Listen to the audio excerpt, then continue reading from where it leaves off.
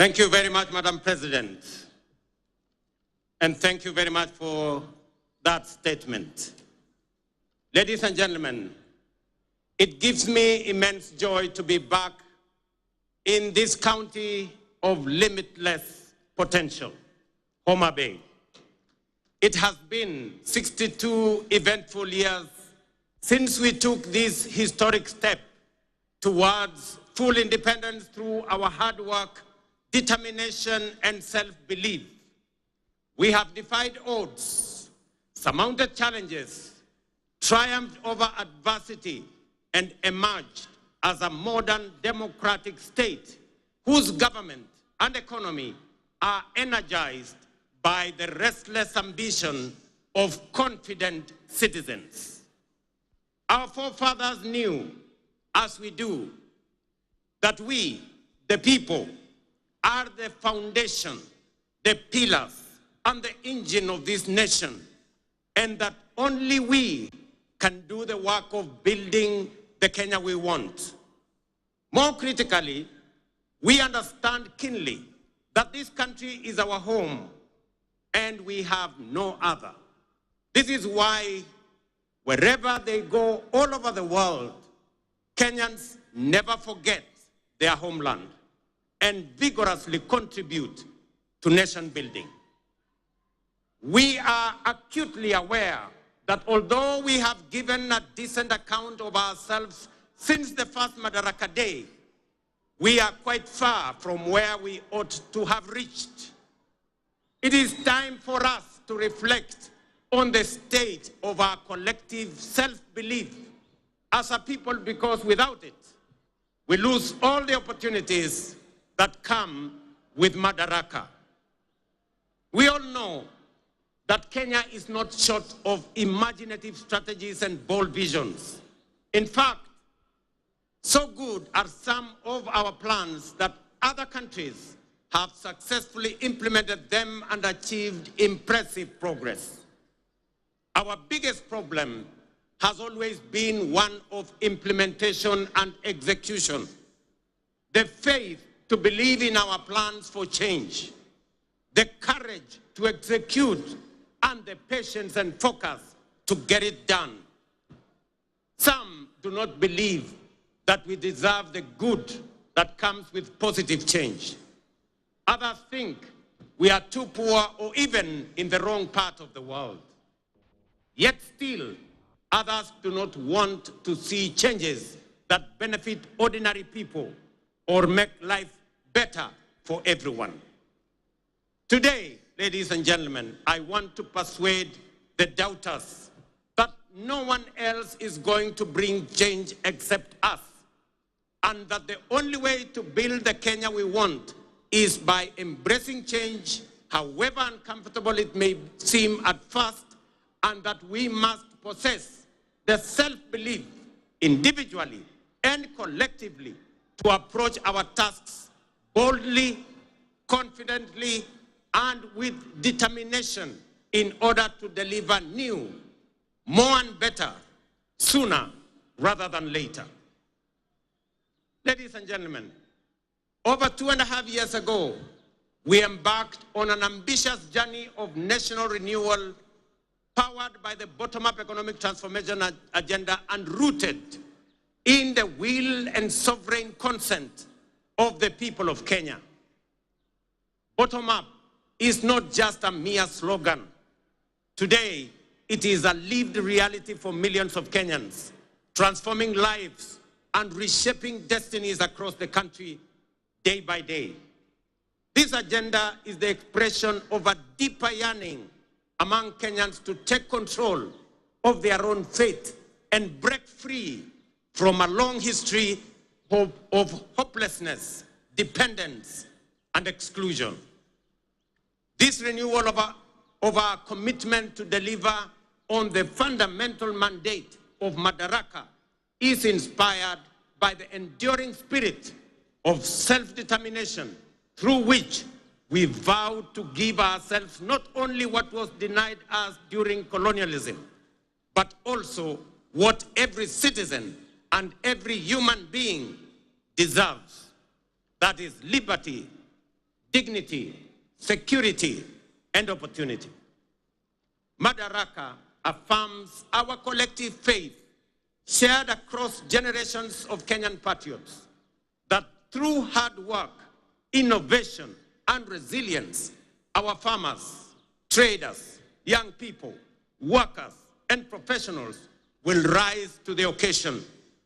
With the strength of our imagination and effort, we can and must transform this nation with the imagination of our own minds and the work of our own hands. I speak to you today with a deep conviction that our country is firmly on the path to stability and progress. We have weathered turbulent times, navigated serious challenges, and through courage, policy decisions pursued with resolve, we have not only stabilized our economy, but also charted a clear course to long-term prosperity. Since August 2022, Kenya has recorded an average annual growth of an average of 5%, outperforming the global average of 3.3% and the regional average of 3.8%.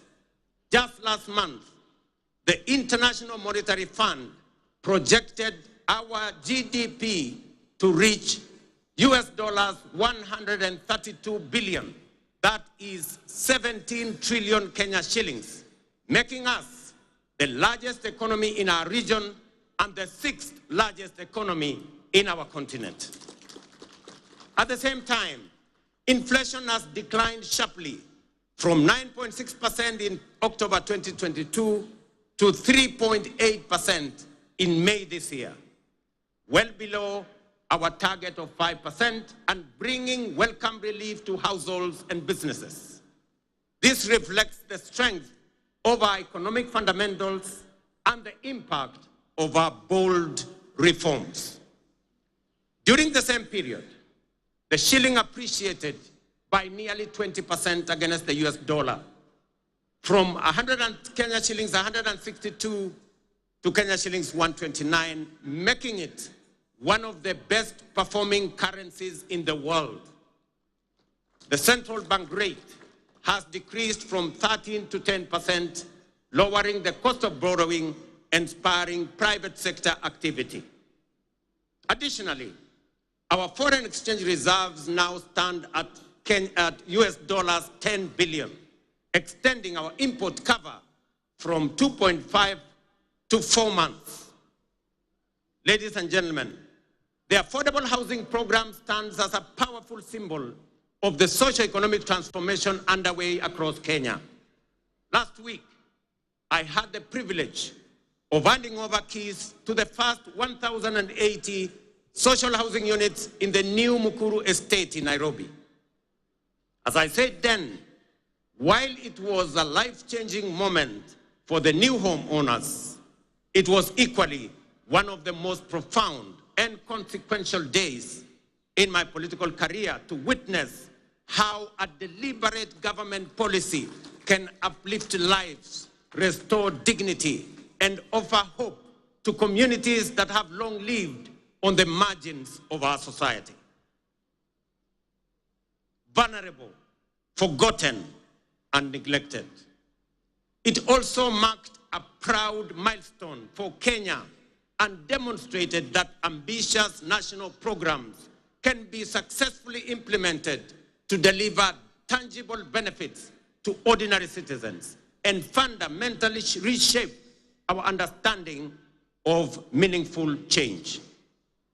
To see families move from the hardship of overcrowded slums to the relative comfort of permanent homes, complete with electricity, running water, and clean cooking gas, was a powerful reminder of what pro-people policies can deliver and the great things we can achieve together when we focus our thoughts and energy on possibilities and action rather than obstacles and doubt.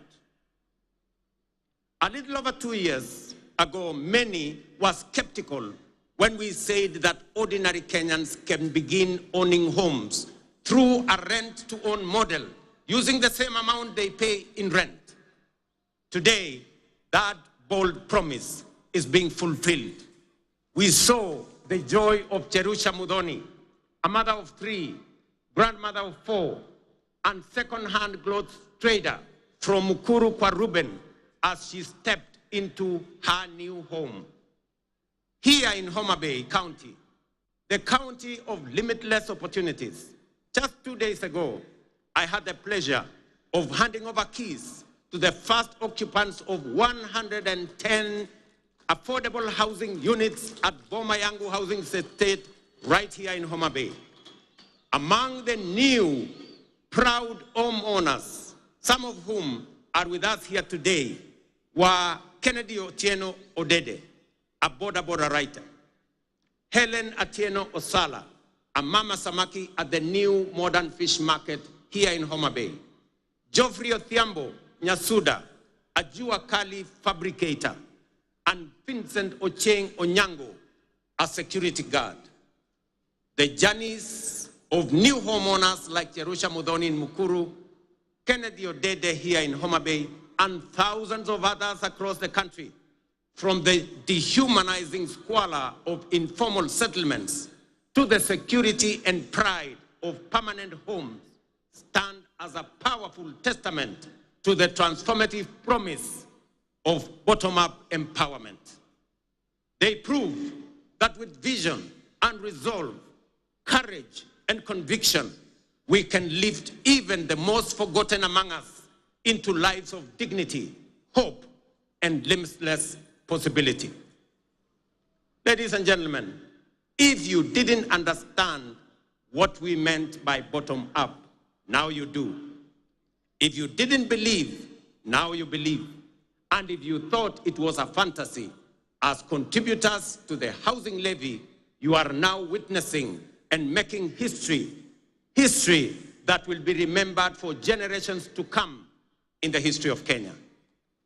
We are firmly on course to delivering 150,000 housing units under the Affordable Housing Program, which have been under construction since September 2022, with 11,000 units already available for occupation. Very soon, I shall be handing over keys to new homeowners in Bahati, in Nakuru, in Elbakon, in Nakuru, in Mabera, in Kuria West, in Mgwen, in Nandi, in Milimani, in Kakamega, and also in Vihiga counties, Nanyuki, and many others across the country. The bottom-up transformation is reaching every corner of Kenya, leaving no one behind. Beyond providing dignified shelter, this transformative program is driving job creation, having already generated over 250,000 jobs. It is nothing short of a nation-building revolution, uplifting lives, growing businesses, and redefining the future of work and urban living in Kenya. Fellow Kenyans, in recognition and appreciation of the sacrifice made by patriotic Kenyans through their contributions to the housing levy, I am pleased to announce today that we shall be proposing to Parliament a reform to the law that will allow any contributor to access an affordable home loan of up to 5 million shillings at a single-digit interest rate, applicable towards any housing unit in the market. This facility will also enable contributors to offset existing mortgages, offering greater flexibility in their housing journey and allowing many to significantly ease their home financing costs. These reforms will ensure that every shilling contributed to the housing levy works for the contributor, whether through access to affordable housing, home loans, or mortgage relief. Ladies and gentlemen, word is beginning to get out throughout the nation that SHA is working, by which citizens mean that the transition challenges and teething problems are now behind us, and universal health coverage is now serving Kenyans and leaving no one behind. Since the rollout of Taifa Care in October 2024, 23 million Kenyans have so far registered with the Social Health Authority, a resounding vote of confidence in our reformed healthcare model. We are now recording an average of 50,000 new registrations every day, a clear testament to the fact that Kenyans have embraced a system designed to guarantee access to quality, affordable, and dignified healthcare for all of us. In just 8 months, SHA has disbursed Kenya shillings 43 billion in claims to facilities, with 4.5 million Kenyans having received treatment fully covered by SHA since its inception. For the first time in Kenya's history, under SHA, citizens can access free emergency services in all facilities funded by the government through the Emergency Critical and Chronic Illness Fund. This groundbreaking reform is eliminating the burden of mandatory deposits demanded by hospitals, especially during emergencies. To sustain this momentum, the government has allocated sufficient resources to fully fund primary healthcare services. Every registered Kenyan can now access care in public and SHA-contracted facilities at no cost. Taifa Care is universal in both word and deed. These healthcare services deliver transformation goes beyond the magnitude of numbers or of new beneficiaries to real impact on citizens. SHA is settling payments promptly, ensuring that no Kenyan is turned away due to lack of funds. Additionally, to expand access to comprehensive inpatient care, the Social Health Authority is prioritizing the enrollment of all Kenyans with a particular focus on those in the informal sector, many of whom were previously excluded under the now defunct National Health Insurance Fund. Although informal households account for approximately 80% of the population, they have historically faced significant barriers to access health insurance. So far, 1.7 million informal sector households have successfully enrolled and paid for social health insurance, a record achievement representing the highest number of informal sector enrollment in a single year in the history of Kenya. To address persistent challenges such as irregular premiums and other contributions among informal sector workers, we are introducing an innovative and inclusive payment solution called Lipa Sha Pole Pole, or Lipa Sha Mos Mos. This initiative enables Kenyans to remit their annual SHA contributions through flexible, manageable installments, whether monthly, weekly, or even daily, based on their financial ability. It ensures families maintain continuous health coverage without financial strain, while simultaneously promoting the sustainability of the health insurance fund. Lipa Sha Pole Pole has been made possible through a strategic partnership between the Ministry of Health, the Ministry of Cooperatives and MSMEs, mobile network operators, and financial institutions through the Hustler Fund. The system is simple and accessible to citizens. Citizens can dial *147# and follow the prompts to enroll and begin their contributions immediately. In addition to enhancing access to health insurance, we have prioritized the availability of essential medical equipment in public health facilities, moving away from the previous managed equipment services model, which placed maintenance and service delivery responsibilities solely on county governments. We have adopted a more efficient approach under the National Equipment Supply Program. Under this new model, the national government, working in collaboration with county governments, engages directly with equipment manufacturers and suppliers to deploy critical medical equipment based on county-specific needs. Payments are made on a fee-for-service basis aligned with the gazetted SHA tariffs. This output-based financing mechanism ensures that facilities are reimbursed only for actual services rendered, thereby enhancing accountability and guaranteeing the availability, functionality, and quality of medical services across public health institutions in our republic.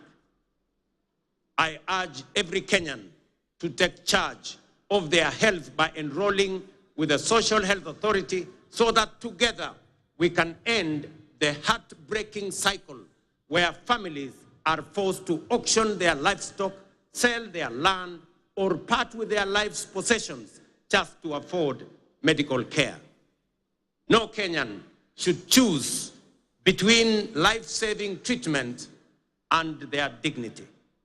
Let us unite to build a healthcare system rooted in dignity, equality, and compassion, a system where access to care is a right, not a privilege for a few. Ladies and gentlemen, you will agree with me, fellow Kenyans, that the remarkable progress we are making in both affordable housing and Taifa Care has been made possible by the solidarity, trust, and commitment with which Kenyans have participated in and contributed to the realization of radical positive change on an unprecedented scale. The evidence before us of real progress with real impact on people's lives should encourage and inspire us to do even more together with greater confidence and to turn Kenya into the country we all aspire to belong. I extend my deepest gratitude to millions whose housing levy contributions are restoring dignity to fellow citizens who may never have had a dream of owning a decent home. I also thank all who support SHA and are helping us turn our vision of universal health coverage into a lived reality for millions across our country. Ladies and gentlemen, through strategic investments in agriculture, we are accelerating both growth and resilience in the sector. Fertilizer subsidies have boosted food production by 50%, while reforms in the coffee and sugar sectors have revived local industries, enhanced farmers' incomes, created jobs, and reinvigorated rural economies. Today, milk farmers are earning an average of 50 shillings per litre, up from 35 shillings 2 years ago. Coffee farmers are now earning up to 150 shillings per kilo, a remarkable increase from an average of 65 2 years ago. Tea earnings rose from Kenya shillings 138 billion in 2022 to 215 billion in 2024. Sugar production surged from 490,000 metric tons in 2023 to 815,000 metric tons in 2024, enabling us to reduce sugar imports by 70%, while increasing farmers' earnings from 50 billion to 90 billion. We have intervened with consistency and focus to ensure sugarcane growers receive fair returns for their deliveries and that they get paid in full and on time. To anchor these gains sustainably, we must recognize that increasing the efficiency of milling plants is central to farmers' interest. Efficient mills are more profitable and offer farmers optimal returns. Conversely, outdated mills, some of which run on plants that are over 50 years old, recover only 1 ton of sugar from nearly 20 tons of cane, shortchanging our growers and robbing them of their sweat. In this connection, the recent competitive leasing of 4 state-owned factories, Nzoia, Chemelil, Sony, and Moroni is another strategic step to inject efficiency, restore profitability, and safeguard farmers' livelihoods. Our goal is to modernize the mills, ensure prompt payment to farmers, workers' salaries and wages, and transform these once struggling factories into productive and sustainable enterprises. For years, these factories were a financial burden on the exchequer, surviving only on repeated taxpayer-funded bailouts while failing to pay farmers and workers. The government of Kenya has acknowledged its limitation in managing these mills. Let it be clearly understood that neither the factories nor their assets, including land, have been sold. They remain public property, leased under strict terms to private sector players to deliver shared value and revive the industry for the benefit of farmers, workers, communities, the sector, and the nation. As we dedicate our efforts to nation building, we are also preparing Kenya to thrive in an increasingly competitive, complex future. This requires equipping our learners with the knowledge, skills, and mindset necessary to seize opportunities and contribute meaningfully to national development. Guided by bold recommendations from the Presidential Working Party on Education Reform, we are undertaking the most transformational shift of our education system in over 6 decades. We have successfully transitioned to a competence-based education system, moving away from rote learning towards a dynamic, skills-based approach aligned with the 21st century needs and our socio-economic goals. Our next priority is to ensure every school has infrastructure and equipment needed to support both learners and teachers. To support this transition, and respond to the needs of our growing population, we have undertaken the largest teacher recruitment drive since independence, employing 76,000 new teachers over a period of 2 years, and are on course on additional 24,000 teachers by January next year. We also have built more than 23,000 additional classrooms, easing pressure on existing infrastructure and shielding teachers and learners from the burden of overcrowded classrooms. At the tertiary level, we have revolutionized education financing through a new student-centered funding model that ensures the sustainability of our TVETs and universities while expanding access for learners. Today, students from poor families get up to 90% of government scholarships, with parents paying only a nominal fee.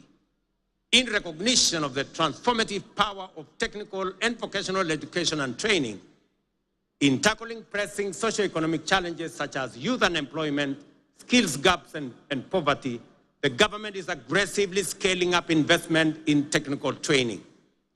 TVET colleges enrollment is set to grow 4-fold from 500,000 last year to 2 million by the end of this year, equipping a new generation with skills and knowledge needed to drive Kenya's industrialization, innovation, and economic competitiveness. Ladies and gentlemen, to further empower ordinary Kenyans and small businesses with affordable credit, the Hustler Fund has supported over 25 million borrowers, disbursed 70 billion, and mobilized 4.5 billion in savings. It has also introduced a revolutionary credit rating system that is transforming access to finance for millions who were previously excluded from the formal financial system. The Hustler Fund credit rating system is designed to offer fair and transparent assessment of creditworthiness. It serves as an alternative form of soft collateral for individuals at the base of our economy, the historically excluded majority who lack access to formal financing guarantees such as payslips, title deeds, or other traditional forms of collateral. To date, over 4.5 million beneficiaries with strong credit scores have been qualified for increased loan limits.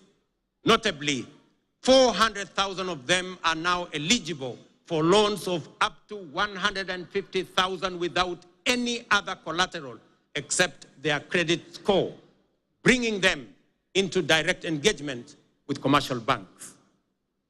This effectively integrates them into the mainstream financial system, unlocking greater economic opportunities for them.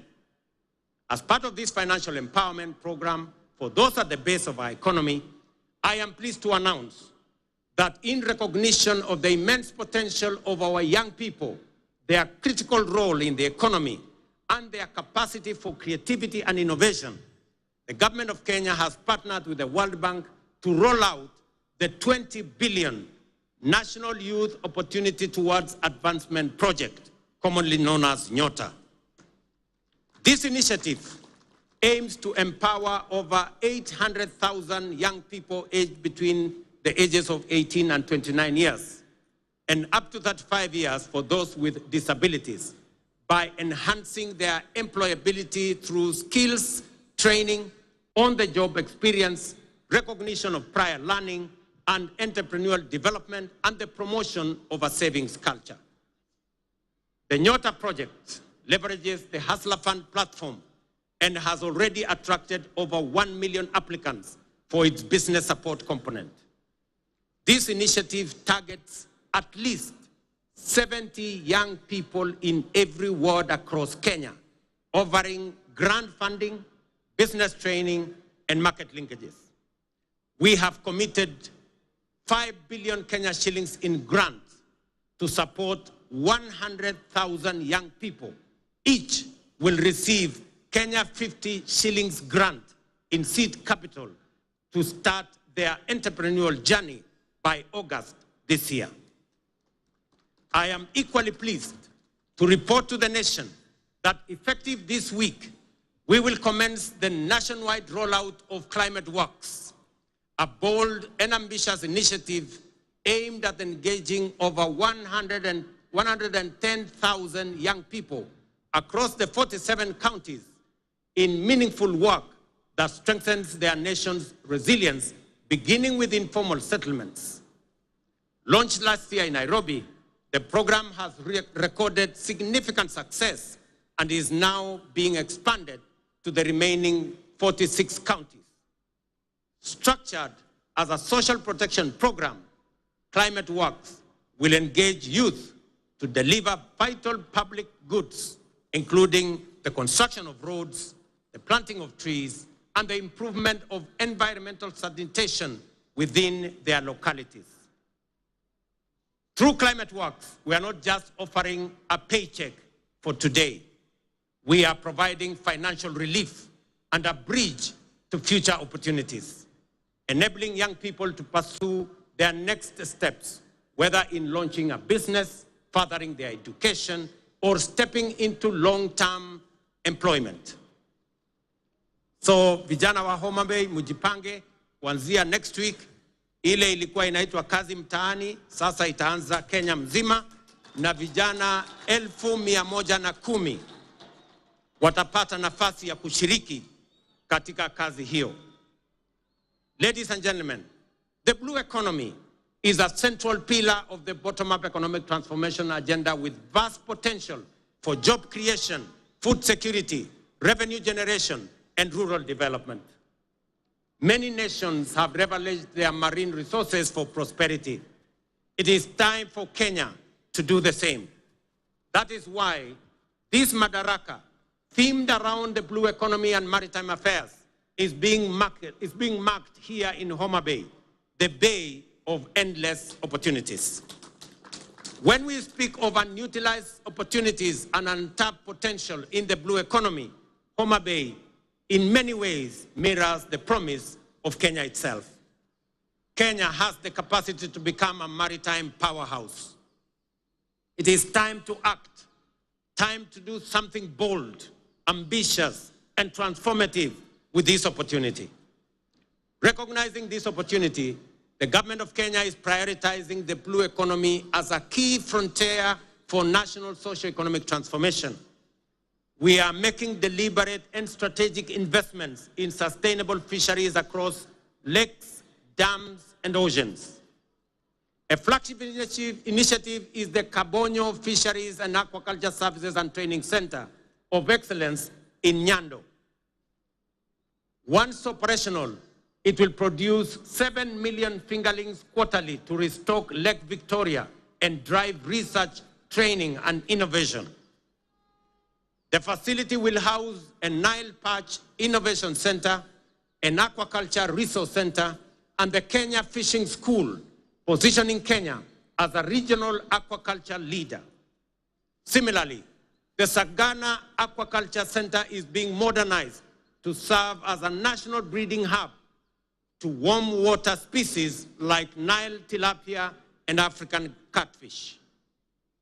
These initiatives will boost aquaculture productivity, improve nutrition, and expand livelihoods aligning with Kenya's Vision 2030 and the bottom-up economic transformation agenda to expand fish farming into arid and semi-arid regions.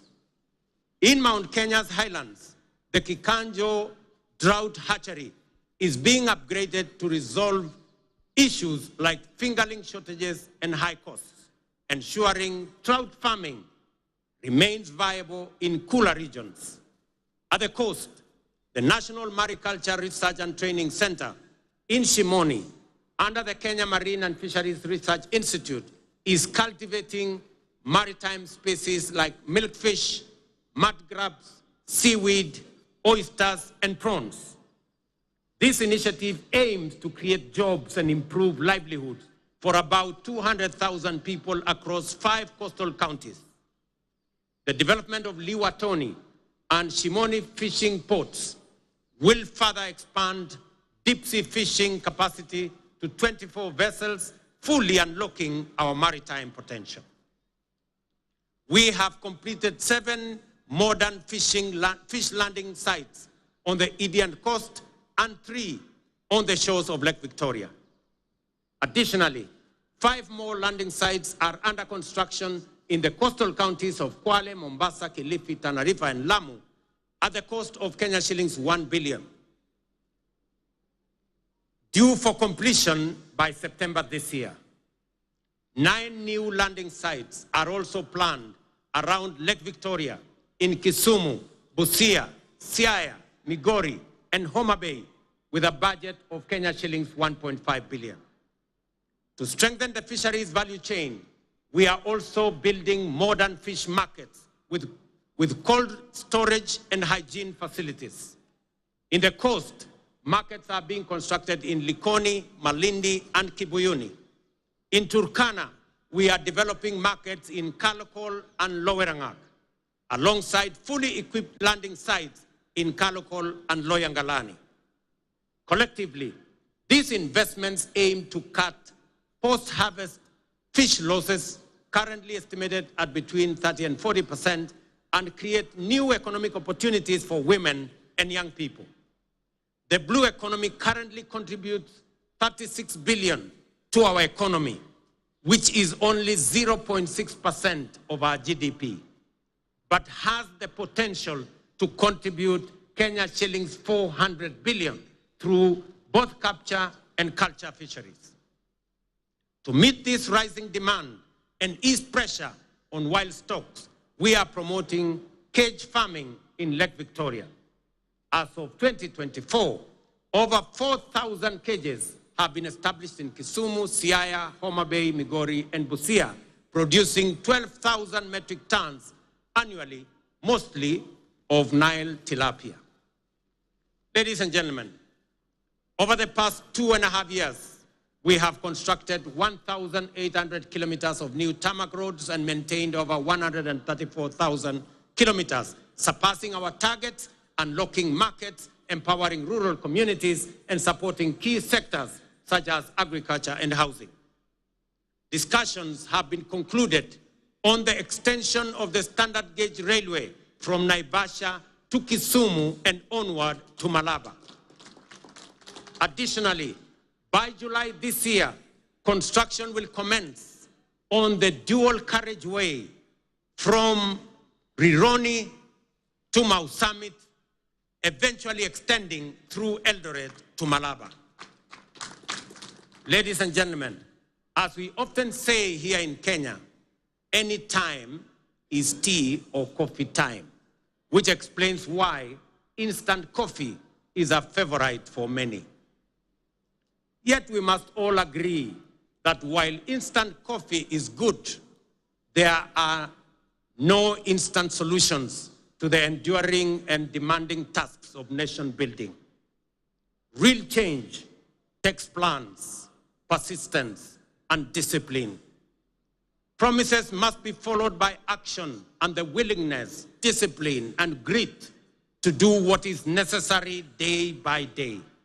Above all, we must overcome the fear of change, knowing that today's world demands courage, conviction, and bold leadership. The transformation underway throughout our country is real and considerable. Profound change is taking place before our eyes. Our children are getting quality education and relevant education.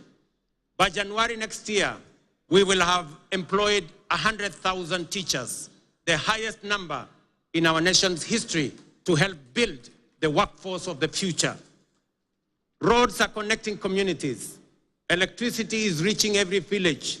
Dignified homes are rising across counties. Farmers are feeding the nation. Millions now access quality healthcare without barriers. Border riders are getting affordable credit, and Mama Mboga are thriving in modern markets nationwide. This is bottom-up economic transformation in action.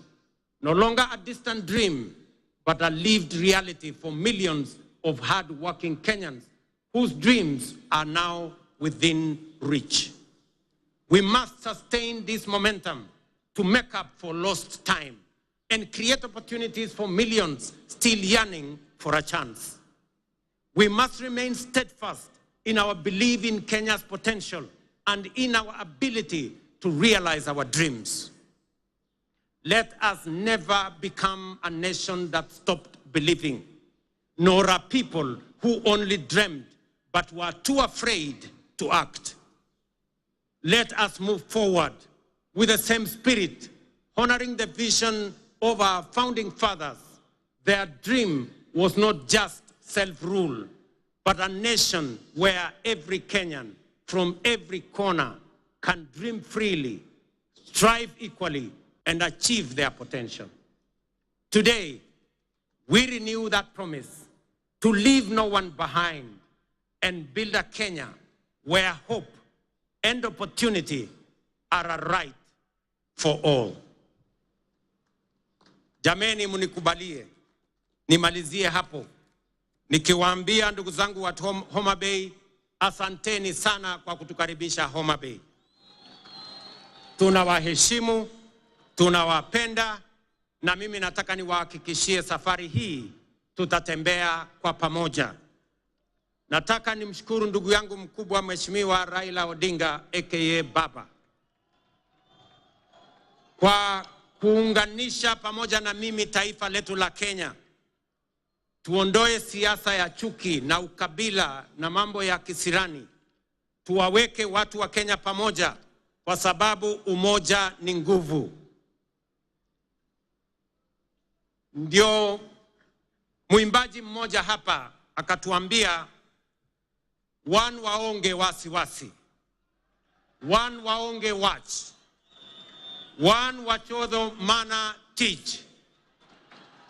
Alisema hakusema? Nirudie. One waonge wasiwasi, one waonge watch, one wachodho mana teach. Kwa Mheshimiwa Kindiki na Mheshimiwa Raila pengine hamuelewi hiyo lugha, inamaanisha hatuna wasiwasi, hatuna midomo mingi, tunachapa kazi. Ile kazi bila break ndio tunachapa. Ni kweli ama si kweli, watu wa Homa Bay? Tuendelee ama tuendelee? Mimi nasema asante sana. I thank you all. God bless you. God bless our great country, Kenya. Thank you very much. Asanteni kwa heshima, naomba sote tusimame kwa wimbo wa taifa na wimbo wa Jumuiya ya Afrika Mashariki. Walio